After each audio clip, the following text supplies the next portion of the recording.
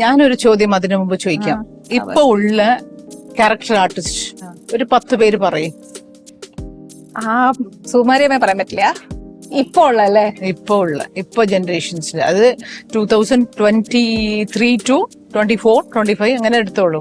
ഇപ്പൊ 3 years ആയിട്ട് ഇല്ലെങ്കിൽ ഒരു 2 years ഇല്ലെങ്കിൽ ഒരു 4 years ആയിട്ട് ഉള്ള character artist how many people is there in Malayalam, Telugu, Kannada, whatever it is? ആലോചിച്ചിട്ടൊന്നും കിട്ടുന്നില്ല ചേച്ചി.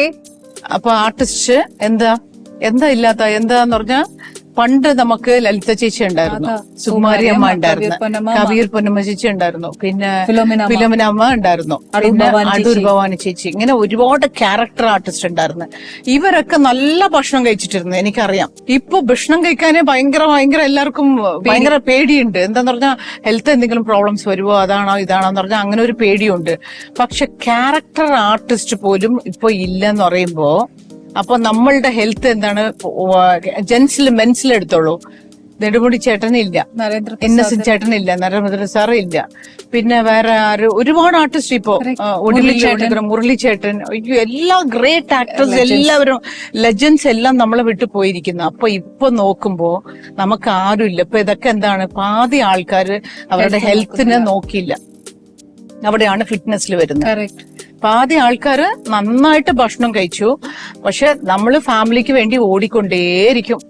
അവരുടെ ഫാമിലി നോക്കാനും അവരുടെ ബ്രദർ സിസ്റ്റേഴ്സിനെ നോക്കാനും ഫാമിലി നോക്കാനും അങ്ങനെ ചെയ്യാനും ഇങ്ങനെ ചെയ്യാൻ. പിന്നെ നമുക്ക് ഓപ്പർച്യൂണിറ്റി കിട്ടുന്നത് വളരെ ലെസ്സാ. അപ്പൊ കിട്ടുന്ന സമയത്ത് ഓടിക്കൊണ്ടേയിരിക്കും ഭയങ്കരമായിട്ട്. ഇപ്പൊ സുകുമാരി അമ്മക്ക് ഓടിക്കൊണ്ടേയിരുന്നു ലാസ്റ്റ് വരെ, മനസ്സിലായില്ലേ? നെടുമുടി ചേട്ടന് കിട്ടുന്ന എല്ലാ ക്യാരക്ടറും ചെയ്ത്. മുരളി സാറിന് ഭയങ്കര ഡിപ്രഷനായി, ഒരു സീസൺസിൽ ക്യാരക്ടേഴ്സ് കിട്ടാതെ. അപ്പൊ നമ്മൾ മറ്റവർക്ക് വേണ്ടി ഓടി നമ്മൾ ഇങ്ങനെ എന്താകും? നമ്മുടെ ഭയങ്കര ഹെൽത്ത് പോകും. നമ്മള് നോക്കണം. ഒരു പീരീഡ് വരുമ്പോ നമ്മള്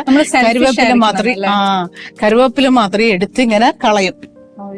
അതുകൊണ്ട് you should take care of your self first. നമ്മൾ മിററിന്റെ മുമ്പിൽ നമ്മൾ നിന്നിട്ട് നമ്മൾ പറയണം, I M the best, I am happy എന്ന് പറഞ്ഞിട്ട് നമ്മൾ നോക്കിയില്ലെങ്കിൽ ഒരാളും നോക്കാൻ പറ്റില്ല. ഇന്ന് രാവിലെ നിങ്ങളെ വിളിച്ചിട്ട് ആരെങ്കിലും നീ dress well, very good, you look very pretty എന്ന് ആരെങ്കിലും പറഞ്ഞിട്ടുണ്ടോ?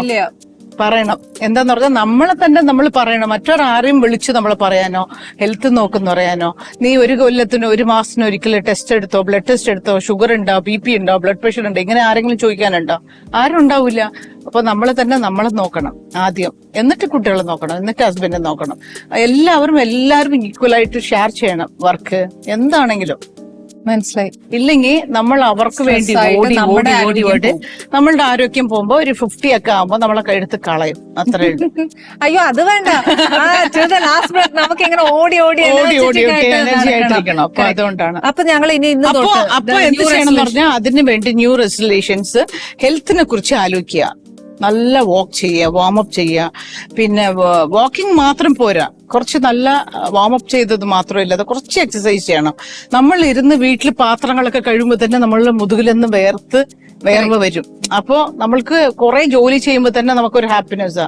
ഒരു ഷോപ്പിൽ പോയിട്ട് വരാം, ഒരു ഫ്രണ്ട് വീട്ടിൽ പോയാൽ, ഒരു ഫ്രണ്ട്സ് ഇവിടെ വരണം, ഒരു വീട്ടിൽ അവിടെ പോകണം, ഇങ്ങോട്ടൊരു ഗിഫ്റ്റ് അങ്ങോട്ടൊരു ഗിഫ്റ്റ്, ഇതൊക്കെയാണ് ലൈഫ്. Nothing is there.